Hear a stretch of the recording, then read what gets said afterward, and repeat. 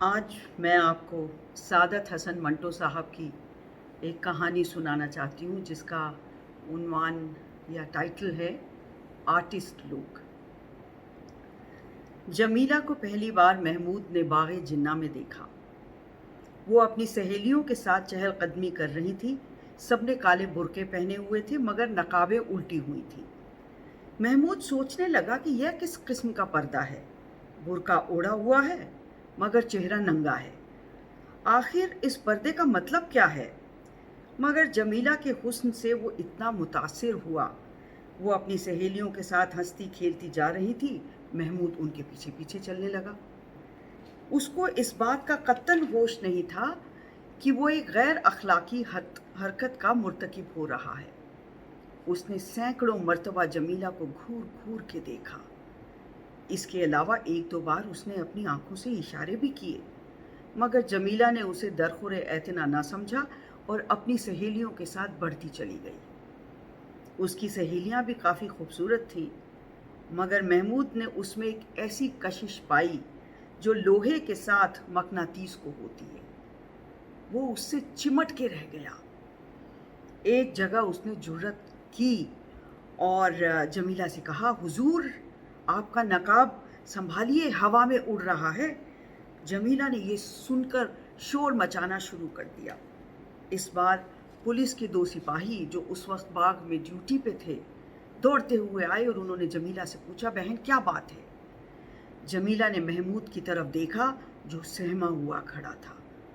یہ لڑکا مجھ سے چھیڑخانی کر رہا تھا۔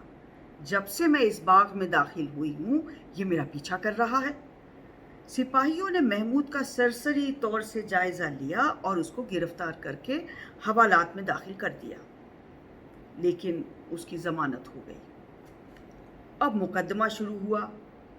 مقدمے کی رداد میں جانے کی ضرورت نہیں، اس لیے کہ یہ تفصیل طلب ہے کہ قصہ مختصر یہ ہے کہ محمود کا جرم ثابت ہو گیا اور اسے 2 ماہ قید بامشقت کی سزا مل گئی۔ اس کے والدین نادار تھے، اس لیے سیشن کی عدالت میں وہ اپیل نہیں کر سکے۔ محمود سخت پریشان تھا کہ آخر اس کا قصور کیا ہے۔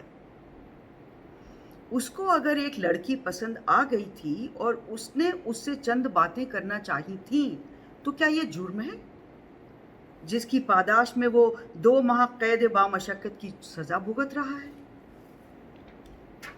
جیل خانے میں وہ کئی مرتبہ بچوں کی طرح رویا۔ اس کو مصوری کا شوق تھا، لیکن اس سے وہاں چکی پسوائی جا رہی تھی۔ ابھی اسے جیل خانے میں آئے 20 روز ہی ہوئے تھے کہ اسے بتایا گیا کہ اس کی ایک ملاقات آئی ہے۔ اس نے سوچا کہ یہ ملاقاتی مجھ سے ملنے کون آ سکتا ہے؟ اس کے والد تو اس سے سخت ناراض تھے اور والدہ اپاہج تھیں، کوئی اور رشتہ دار تھے ہی نہیں تو کون تھا؟ سپاہی اسے دروازے کے پاس لے گیا جو آہنی سلاخوں کا بنا ہوا تھا۔ ان سلاخوں کے پیچھے اس نے دیکھا کہ جمیلہ کھڑی ہے۔ وہ بہت حیرت زدہ ہوا۔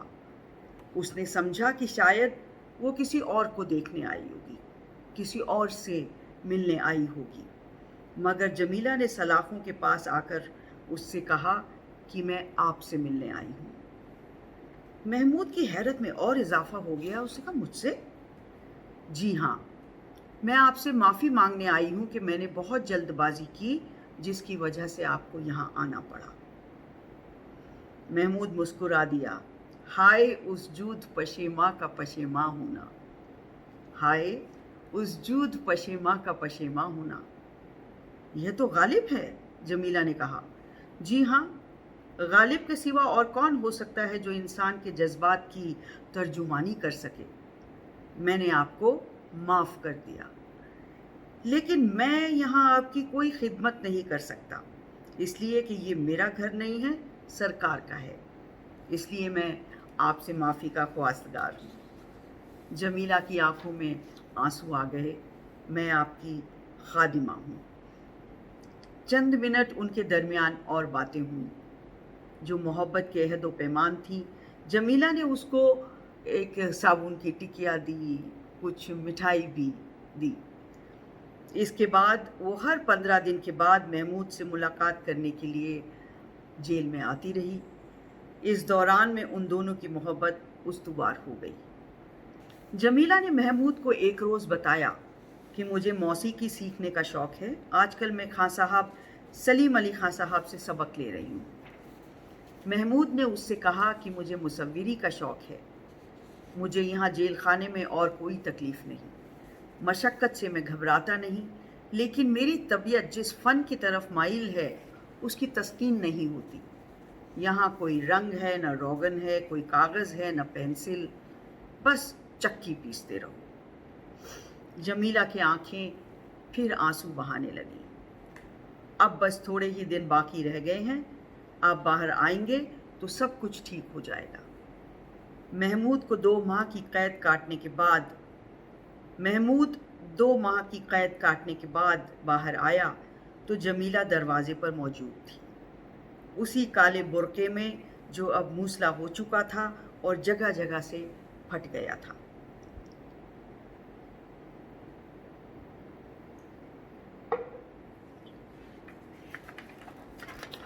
दोनों आर्टिस्ट थे।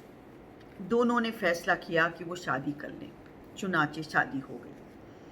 जमीला के माँ बाप कुछ असासा छोड़ गए थे। उससे उन्होंने एक छोटा सा मकान बनाया और पुरमसरत ज़िंदगी बसर करने लगे। महमूद एक आर्ट स्टूडियो में जाने लगा ताकि अपनी मुसव्विरी का वो शौक़ पूरा कर सके। जमीला खां साहब सलीम अली खां साहब के जाने लगी, अपनी तालीम हासिल करने लगी। 1 बरस तक दोनों ने तालीम हासिल की। 1 बरस तक वे दोनों तालीम हासिल करते रहे। महमूद मुसव्विरी सीखता रहा और जमीला मौसीकी। इसके बाद उनका बचा खुचा जो असासा था वो ख़त्म हो गया और नौबत फ़ाक़ों पे आ गई। दोनों आर्ट के शौदाई थे। वो समझते थे कि फ़ाक़े करने वाले ही सही तौर पर अपने आर्ट की मिराज तक पहुंच सकते हैं। इसलिए वो अपनी मुफलिसी के ज़माने में भी खुश थे। एक दिन जमीला ने अपने शौहर को ये मुद्दा सुनाया कि उसे एक अमीर घराने में मौसीकी सिखाने की ट्यूशन मिल गई है। महमूद ने यह सुनकर उससे कहा, नहीं नहीं, ट्यूशन वक्त सब बकवास है, हम लोग आर्टिस्ट हैं, हम कोई ट्यूशन नहीं करेंगे। उसकी बीवी ने बड़े प्यार से कहा, लेकिन मेरी जान, गुजारा कैसे होगा? महमूद ने अपने फूसड़े निकले हुए कोट का कॉलर बड़े अमीराना अंदाज में दुरुस्त करते हुए कहा, आर्टिस्ट को इन फजूल बातों का ख्याल नहीं रखना चाहिए। हम आर्ट के लिए ज़िंदा हैं, आर्ट हमारे लिए ज़िंदा नहीं रहता। जमीला ये सुनकर बहुत खुश हुई, लेकिन मेरी जान, आप मुसव्विरी सीख रहे हैं, आपको हर महीने फ़ीस अदा करनी पड़ती है, इसको अब बंदोबस्त भी तो कुछ होना चाहिए। फिर खाना पीना है, इसका खर्च अलहदा है। मैंने फ़िलहाल मुसव्विरी की तालीम लेना छोड़ दी है, जब हालात मुवाफिक होंगे तो देखा जाएगा। जमीला ये सुनकर खामोश रही। दूसरे दिन जब वो घर आई तो उसके पर्स में 15 रुपए थे, जो उसने अपने खाविंद के हवाले कर दिए और कहा, मैंने आज से ट्यूशन शुरू कर दी है, ये 15 रुपए मुझे पेशगी मिले हैं, आप मुसव्विरी का फ़न सीखने का काम जारी रखें। महमूद के मर्दाना जज्बात को बहुत ठेस पहुंची। मैं नहीं चाहता कि तुम मुलाजिमत करो, मुलाजिमत मुझे करनी चाहिए। जमीला ने ख़ास अंदाज में कहा, हाय, मैं कोई गैर हूँ? मैंने अगर कहीं थोड़ी देर के लिए मुलाजिमत कर भी ली है तो इसमें हर्ज ही क्या है? बहुत अच्छे लोग हैं और जिस लड़की को मैं तालीम देती हूँ वो बहुत ही प्यारी और ज़हीन है। यह सुनकर महमूद खामोश हो गया और उसने मज़ीद फिर कोई गुफ्तगू नहीं की। दूसरे हफ्ते के बाद वो 25 रुपए लेकर आया और उसने बीवी से कहा, मैंने आज अपनी एक तस्वीर बेची है। ख़रीदार ने उसे बहुत पसंद किया, लेकिन खसीस था, सिर्फ 25 रुपए ही दिए। अब उम्मीद है कि मेरी तस्वीरों की मार्केट चल निकलेगी। जमीला मुस्कुराई, हम तो फिर काफ़ी अमीर आदमी हो जाएंगे। महमूद ने उससे कहा कि जब मेरी तस्वीरें बिकनी शुरू हो जाएंगी तो मैं तुम्हें ट्यूशन नहीं करने दूंगा। जमीला ने अपने खाविन की टाई की गिरह दुरुस्त की और बहुत प्यार से कहा, आप मेरे मालिक हैं, जो भी मुझे हुक्म देंगे मुझे तस्लीम होगा। दोनों बहुत खुश थे। اس لیے کہ وہ ایک دوسرے سے بہت محبت کرتے تھے۔ محمود نے جمیلہ سے کہا کہ اب تم کچھ فکر نہ کرو، میرا کام چل نکلا ہے، 4 تصویریں کل یا پرسوں تک اور بک جائیں گی اور اچھے دام وصول ہو جائیں گے، پھر تم اپنی موسیقی کی تعلیم جاری رکھ سکو گے۔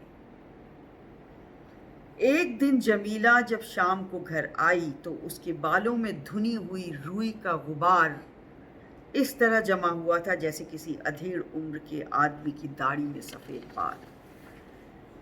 محمود نے اس سے استفسار کیا، یہ تم نے اپنے بالوں کی کیا حالت بنا رکھی ہے؟ موسیقی سیکھنے جاتی ہو یا کسی جننگ فیکٹری میں کام کرتی ہو؟ جمیلہ نے جو محمود کی نئی رضائی کی پرانی روئی کو دھن رہی تھی مسکرا کر کہا، ہم آرٹسٹ لوگ ہیں، ہمیں کسی بات کا ہوش نہیں رہتا۔ محمود نے حقے کی نئے منہ میں لے کر اپنی بیوی کی طرف دیکھا اور کہا، ہوش واقعی نہیں رہتا۔ جمیلہ نے محمود کے بالوں میں اپنی انگلیوں سے کنگھی کرنا شروع کی۔ یہ دھنکی ہوئی روئی کا غبار آپ کے سر میں کیسے آ گیا؟ محمود نے حقے کا ایک کش لگایا، جیسے تمہارے سر میں آ گیا۔ ہم دونوں ایک ہی جننگ فیکٹری میں کام کرتے ہیں، صرف آرٹ کے لیے۔ تو دونوں ایک ہی جننگ فیکٹری میں کام کر رہے تھے، دونوں کو اس کا گمان نہیں تھا۔ تو اسے کہتے ہیں محبت، بے پناہ محبت۔